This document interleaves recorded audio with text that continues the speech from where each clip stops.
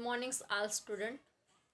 मागच्या व्हिडिओच्या माध्यमातून आपण युनिट 4 त्यामध्ये काल आपण बघितलं होतं की मॅक्स वेबर यांचे राजकीय समाजशास्त्र अभ्यासाविषयी मत आणि त्यामध्ये सामाजिक क्रिया आणि समाजशास्त्राचा अभ्यास मॅक्स वेबर यांच्या मताने कसा केला जातो हे बघितलं होतं. त्याच्यामध्ये सामाजिक क्रियामध्ये तर्कयुक्त क्रिया, मूल्यमापनात्मक, प्रभावात्मक आणि पारंपरिक अशा प्रकारच्या ज्या काही क्रिया असतात ज्यांचे उद्दिष्ट त्या गोष्टीने उद्दिष्ट साध्य केले जातात, तर तशा क्रिया मॅक्स वेबर यांनी काही संकल्पनाच्या आधारातून मांडलेल्या होत्या. तर आज आपण अधिकाराची संकल्पना मॅक्स वेबर यांनी राजकीय समाजशास्त्राच्या अभ्यासाविषयी सांगत असताना अधिकाराची संकल्पना सुद्धा मांडलेली आपल्याला दिसते आहे.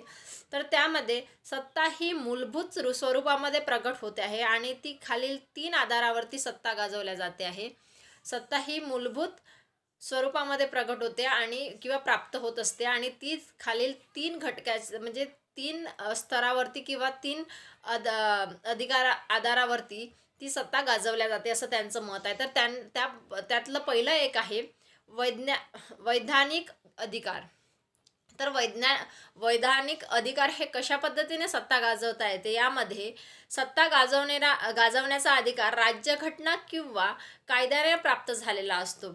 या वैधानिक अधिकारामध्ये जो काही सत्ता गाजवण्याचा अधिकार असतो तो राज्यघटना आणि कायद्याने प्राप्त झालेला असतो आणि त्या पदाला लोकांच्या मनात असलेल्या मान्यतेमुळे आज्ञापालन होत असते आणि लोकांच्या मान्यतेने त्या पदाचीही आज्ञापालन होत असते. कारण काय, तर ते कायद्याच्या आणि राज्यघटनेच्या आणि कायद्याने प्राप्त झालेली ही सत्ता असते. त्यामुळे लोकही त्याला कायद्याचे पालन करून आज्ञापालन करीत असतात किंवा लोक त्याला आदर देत असतात किंवा त्या सत्तेचा स्वीकार करत असतात. तर अशा प्रकारे एक वैधानिक अधिकार सत्तेत प्राप्त होत असते.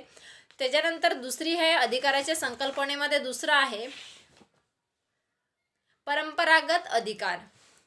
तर ही परंपरागत अधिकार कशा प्रकारे प्राप्त होत असते, तर ही सत्ता वर्षानुवर्षे चालत असलेल्या प्रथेमध्ये असते. म्हणजे जसे की ही वर्षानुवर्ष परंपरेतून प्राप्त झालेली असते आणि त्या सत्ताधाऱ्याच्या लहरीप्रमाणे तिचा वापर करण्याची सत्ता यातून प्राप्त होत असते. उदाहरणार्थ परंपरात राजसत्ता म्हणजेच की आपण विचार करूया, जसे की राजशाही घराणा आहे. राजेशाही घराणा म्हणजे ही कशी परंपरागत, आज राजा उद्या राजाचा मुलगा सत्तेवरती येईल, मग त्याचा मुलगा सत्तेवर. तर ही जी काही असते ती परंपरागत चालत असणारी सत्ता आहे, त्याला म्हणू परंपरागत अधिकार. म्हणजे काही न करता पिढीनुसार त्या अधिकार त्या व्यक्तीला प्राप्त होत असते. तर अशा अधिकाराला आपण परंपरागत अधिकार संकल्पना असं मॅक्स वेबर यांनी अधिकारांच्या संकल्पनेमध्ये सांगितलेलं आहे. त्यानंतर दिव्यलयी किंवा समहोक अधिकार. तर सत्ताधारी व्यक्तीच्या प्राप्तीत ही अमानवीय शक्तीपासून झालेली असते असे त्या व्यक्तीला आणि अनुयायांना वाटत असते. त्यामुळे त्या व्यक्तीचा चमत्कृतीवर प्रभाव लोकांवरती असतो व त्यातून आज्ञापालन होत असते. म्हणजेच काय, तर सत्ताधारी व्यक्तीच्या अंगी व्यक्तिमत्वाचे काही विशेष गुण असतात आणि अशा गुणाची प्राप्ती ही अमानी शक्तीपासून झालेली आहे असे त्यांना व्यक्तींना आणि अनुयायांना वाटत असते आणि त्यामुळे त्या व्यक्तींचा चमत्कृती प्रभाव लोकांवर असतो व त्यातून आज्ञापालन होत असते. उपयुक्त 3ही प्रकार स्वतंत्र किंवा संमिश्र स्वरूपात सापडतात. कोणत्याही प्रकारच्या अधिकाराचा वापर करताना अतिरेक झाल्यास त्याबद्दल बदल होऊ शकतो किंवा प्रकारची सत्ताही दुसऱ्या प्रकारातही बदलू शकते. तर तिसरं जे काही आहे, तिसरा मॅक्स वेबरने जे सत्तेचं अधिकारात सांगितलं आहे ते आहे दिव्यलयी किंवा समलौकी अधिकार. तर ही विशिष्ट व्यक्तीच्या अंगी जे काही व्यक्तिगत काही गुण असतात किंवा कौशल्य असतात, जसं की काही व्यक्तीला जन्मजातच राजकारणाचे गुण घेऊनच जन्माला आलेले असं म्हणतो आपण. अनुवांशिकतेच्या आधारावरती जे काही अधिकार असते किंवा आपण त्याला अभिजन म्हणतो, अनुवांशिक अभिजन. तर त्या अनुवांशिक अभिजनानुसार जे काही हे अधिकार त्याला प्राप्त होत असते किंवा अनुवांशिक जन्मजातच त्याला ते गुण त्याच्यामध्ये असतात. समाजसेवा कराबद्दल किंवा लोकांना आकर्षित करून घेणं, आपल्या बोलण्यातून आकर्षित करणं किंवा काही समाजासाठी काही खूप महत्त्वाचं कार्य करणं, ज्यामुळे लोक स्वतःहून त्याच्याकडे आकर्षित आकर्षित होतील आणि किंवा त्याच्या आज्ञेचे पालन करण्यास स्वीकारतील किंवा आज्ञेचे पालन करतील असे काही व्यक्ती समाजामध्ये असतात आणि त्याला अशाही पद्धतीचं अधिकार त्याला ॲटोमॅटिक प्राप्त होत असते. तर हे आहे अधिकार दिवलयी किंवा सहमोहिक अधिकार, म्हणजेच स्वतः मोहून घेणं किंवा दिव्यलयी जे स्वतःहून दिव्य किंवा त्याच्यामध्ये व्यक्तिगत असं काहीतरी विशिष्ट गुण असतो एखाद्या व्यक्तीकडे, तर हा एक अधिकार त्या व्यक्तीला प्राप्त होत असते. तर अशा प्रकारे जे काही सत्ता संकल्पनेचे अधिकार आहे ते मॅक्स वेबरने आपल्या भाषेमध्ये मांडलेले आपल्याला दिसते आहे. त्यानंतर मॅक्स वेबर यांनी नोकरशाही आणि सामाजिक वर्ग व दर्जा याची सुद्धा संकल्पना मांडलेली आहे. कारण मॅक्स वेबर यांनी नोकरशाही व समाजातील दर्जा आणि समाजातील वर्ग या संकल्पनेने मांडत असताना त्यांनी मांडत असताना वेबर यांनी नोकरशाहीचे सुसूत्र वर्णन केलेले आहे. त्यांच्या मते नोकरशाही म्हणजे अशी एक श्रेणीयुक्त संघटना आहे की जिचा उद्देश मोठ्या प्रमाणावर प्रशासकीय कार्य चालवण्यासाठी अनेक व्यक्तीच्या कार्याने तर्कनिष्ठ स्वरूपात समन्वय करणे हे होय. त्यांनी नोकरीची व्याख्या सांगितलेली आहे की अशा व्यक्तीची श्रेणीयुक्त संघटना म्हणजे पदानुसार किंवा दर्जेनुसार जी काही श्रेणीयुक्त संघटना असते की जिचा उद्देश मोठ्या प्रमाणावरती शासकीय व प्रशासकीय वर्ग चालवण्यासाठी होत असते, अशा व्यक्तींच्या कार्यालयीन तर्कनिष्ठ स्वरूपास समन्वय करणे होय. या दृष्टीलाच नोकरशाही असे सुद्धा त्यांनी म्हटलेलं आहे किंवा नोकरशाहीची संकल्पना सांगितलेली आहे. तर अशा एक संरचनेचा बोध होतो की ज्यातील विशिष्ट संघटनेत सल्लेशांची तर्कनिष्ठता सांगड घालण्यात आलेली आहे.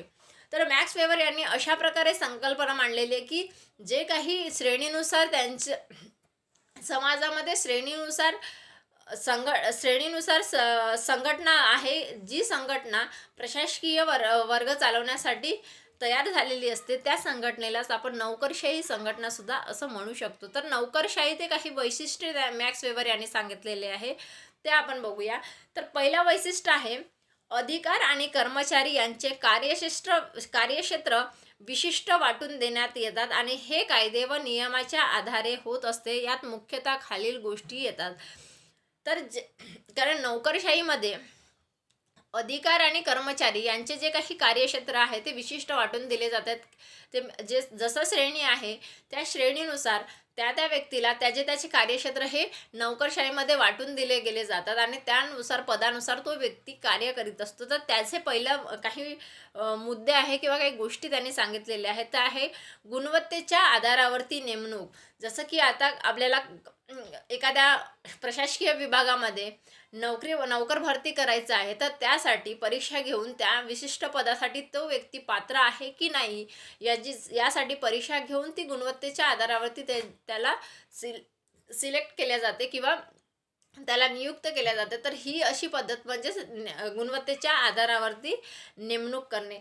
त्यानंतर दुसरं त्यांनी सांगितलेलं आहे की सरकारी कार्याचे वाटप आणि नेमणूक केल्यानंतर सरकारी कार्याचे वाटप त्याला कुठलं कार्य दिलं गेलं पाहिजे किंवा कुठलं कार्य केले पाहिजे ते त्याच्या गुणवत्तेच्या आधारानुसार वाटप केल्या जातील. त्याच्यानंतर आहे तिसरं आदेश देण्याची पात्रता कायदा किंवा नियमानुसार संबंधित अधिकाऱ्याकडे वाटणे. म्हणजेच काय, तर जे काही आदेश देण्याची पात्रता किंवा कायदा नियमानुसार संबंधित अधिकाऱ्यामध्ये वाटणे. म्हणजे जशी त्याची श्रेणी असेल, मग तो एकदम वरचा अधिकारी असेल तर त्याला आदेश देण्याचे नियम किंवा पात्रता हे त्याच्याकडे आपल्याला जर नोकर भरती करायची आहे तर तो ठरवेल की आपल्याला कुठल्या पदाचे व्यक्ती पाहिजे आहे किंवा आदेश देण्यासाठी तेवढा अधिकार त्याच्याकडे असतो आहे. दुसरं आहे नोकरशाहीच्या संघटना श्रेणीयुक्त रचना किंवा तरण महत्त्वाची असते. वरून आज्ञा खाली येते आणि कनिष्ठावरती देखरेख ठेवता येते. कनिष्ठाकडून वरिष्ठाच्या आज्ञेचे पालन होत असतात. म्हणजेच काय, तर नोकरशाहीच्या संघटनेमध्ये कनिष्ठाकडून म्हणजे आज्ञा ही वरून खाली येत असते. जसं की वरिष्ठ अधिकारी हे वरती असतात आणि ते तिथून आज्ञा करतात, तर ती आज्ञा ही कनिष्ठ लोकांना पालन करावं लागतात किंवा ते जे ऑर्डर फॉलो करायचं असते ते कनिष्ठ वर्गातील लोकांना फॉलो करायचे असतात आणि त्यानुसार ते कार्य करीत असतात. तर वरिष्ठांच्या आज्ञाचे पालन हे कनिष्ठ अधिकारी करीत असतात. तर अशा प्रकारे नोकरशाहीची एक नियुक्ती केलेली आपल्याला बघायला मिळते. त्यानंतर लेखी कागदपत्र आणि फाईल्स यांच्याद्वारे कार्य संचालन होते आणि जे काही कार्य असतात ते लेखी किंवा कागद फाईल यांच्याद्वारे संचालन होत असतात. आणि आधुनिक नोकरशाहीत ऑफिसचे कार्य विशेष स्वरूपाचे झाल्यामुळे प्रशिक्षणाची आवश्यकता असते.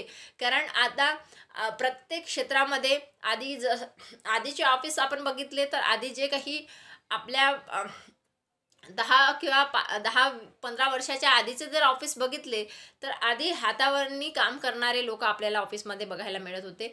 आता त्याच लोकांना कम्प्युटरचं प्रशिक्षण देऊन ऑफिसमध्ये कम्प्युटर आले आहे, तर मग आता त्या लोकांना कम्प्युटरचं आधी प्रशिक्षण दिला जातो आहे आणि मग कम्प्युटर वर्क, कारण त्यांना हातावरती किंवा हाताने लिहिण्याचं जे काही हिशोब असेल ते हाताने लिहिण्याची सवय होती.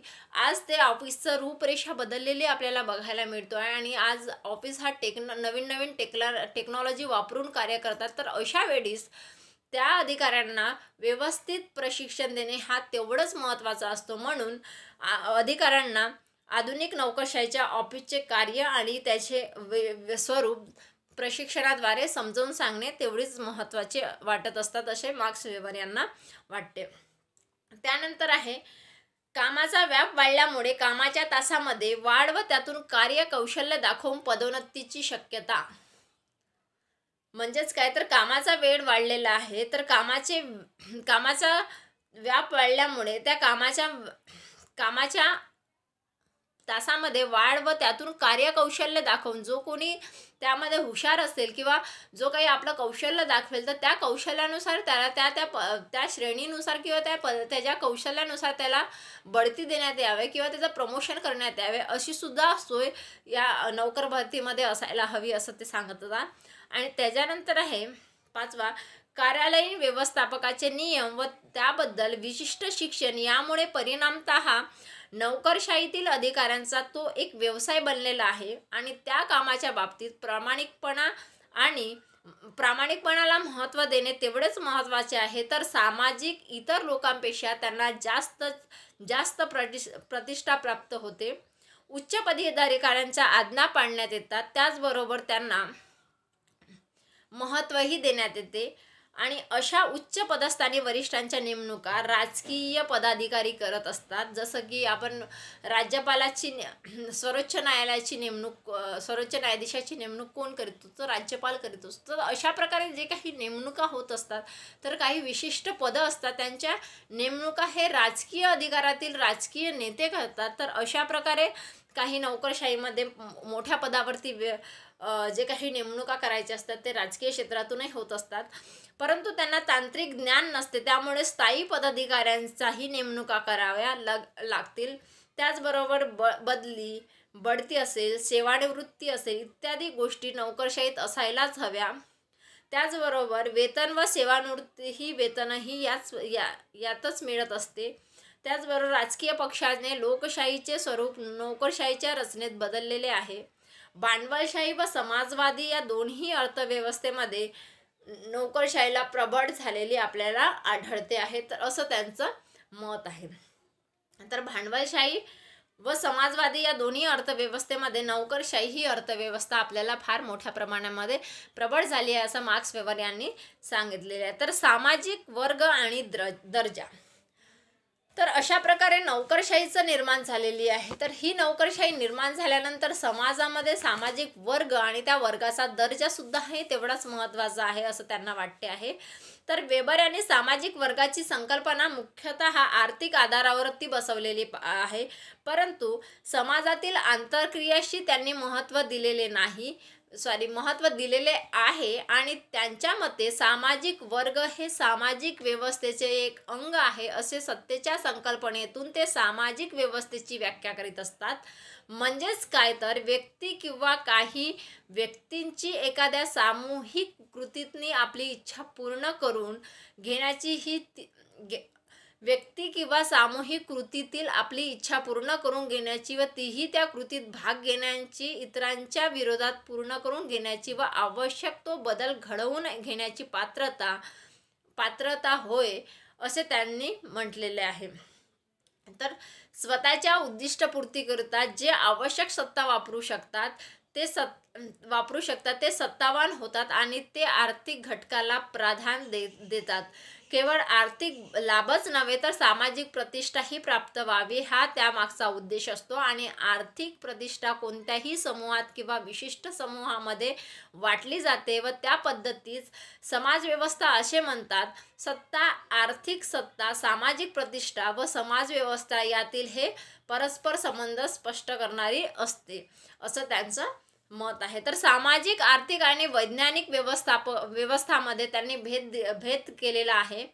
परंतु सामाजिक आणि आर्थिक व्यवस्थेची उत्पादनाची क्षमता, आर्थिक हितसंबंध आणि श्रम बाजारातील स्थिती समानतेवर भर दिलेला आहे आणि ते खालील तीन वर्ग वैशिष्ट्ये सांगतात. म्हणजेच काय, तर जे काही आर्थिक हितसंबंध आहे आणि श्रम बाजाराची स्थिती आहे यातील समानतेवर भर त्यांनी दिलेला आहे. आणि त्यावरती भर देत असताना त्यांनी 3 वर्ग सांगितलेले आहेत. तर पहिला आहे, एका वर्गातील सर्व व्यक्तींना समान आर्थिक स्थिती व आर्थिक सोयी आहेत. तर दुसरा आहे, आर्थिक हितसंबंधाचा आधार समान असून वस्तूवर नियंत्रण आणि उत्पादन यासंबंधी समान आणि निश्चित संधी. आणि तिसरा आहे, या संधी आणि सोयी वस्तूच्या तसेच श्रममूल्याच्या बाजारभावाप्रमाणे वाढत किंवा बदलत राहतात. तर अशा प्रकारे सामाजिक वर्ग आणि दर्जामध्ये त्यांनी मांडलेले आहे की मॅक्स वेबर यांनी राजकारणाचे विश्लेषण करण्यासाठी सामाजिक संरचनेचा सर्वसमावेशक आणि व्यापक दृष्टिकोन स्वीकारला असून, परंतु वेबरने समाज आणि सामाजिक जीवनात आर्थिक बदल किंवा आर्थिक संबंध आणि सामाजिक दर्जा, प्रतिष्ठा व सन्मान या दोन्हींनाही समाविष्ट केले आहे. त्यांच्या मते आधुनिक समाजाच्या निर्मितीस ज्या ऐतिहासिक व प्रक्रियेचा समावेश होतो त्यांचा राजकीय संस्थापासून आणि सामाजिक संरचनेचं वर्गीकरण अभिप्रेत असते. म्हणजेच काय, तर दर्जाही समान असेल किंवा नसेल किंवा सामाजिक वर्गही आपल्याला समान बघायला मिळत नाही. जेव्हा सामाजिक वर्ग म्हणतो तेव्हा सामाजिक वर्गाची जेव्हा संकल्पना मांडत असताना आर्थिक घटक हा महत्त्वाचा ठरत असतो. ज्यांच्याकडे सत्ता आहे, सत्ता कोणाकडे असते, ज्यांच्याकडे आर्थिक पाठबळ किंवा आर्थिक घटक हा त्यांचा मजबूत असतो, तर अशा व्यक्तीकडे ही सत्ता असते आणि त्याचा समाजामध्ये दर्जा हा महत्त्वाचा असते किंवा दर्जा हा उंच असतो, असं मॅक्स वेबर यांनी म्हटलेलं आहे. तर अशा प्रकारे मॅक्स वेबर यांनी सामाजिक वर्ग, त्यांचा दर्जा आणि नोकरशाही आणि अधिकाराची संकल्पना असे 3ही विश्लेषण त्यांनी आपल्या राजकीय अभ्यासशास्त्राच्या माध्यमातून स्पष्ट केलेले आपल्याला बघायला मिळाले. तर अशा प्रकारे हा मॅक्स वेबर हा इथे संपलेला आहे. त्याच्यानंतर आपण उद्या बघूया विल्फ्रेड पॅरोट.